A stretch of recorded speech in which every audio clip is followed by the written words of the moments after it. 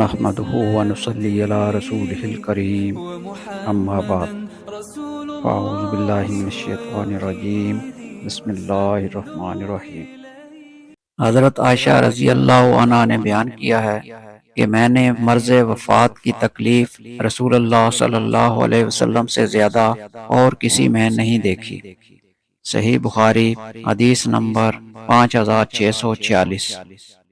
حضرت عبداللہ بن مسعود رضی اللہ عنہ نے فرمایا کہ میں رسول اللہ صلی اللہ علیہ وسلم کی خدمت میں آپ کے مرض کے زمانے میں حاضر ہوا۔ حضرت صلی اللہ علیہ وسلم اس وقت بڑے تیز بخار میں تھے۔ میں نے عرض کیا حضرت صلی اللہ علیہ وسلم کو بڑا تیز بخار ہے۔ میں نے یہ بھی کہا کہ یہ بخار حضرت صلی اللہ علیہ وسلم کو اس لیے اتنا تیز ہے کہ آپ کا ثواب بھی 2 گنا ہے۔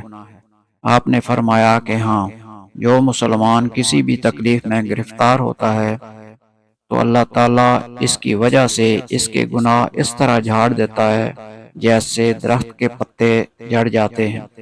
صحیح بخاری حدیث نمبر 5647۔ اللہ تعالیٰ ہمیں دین کی صحیح سمجھ عطا فرمائے اور عمل کی توفیق دے، آمین۔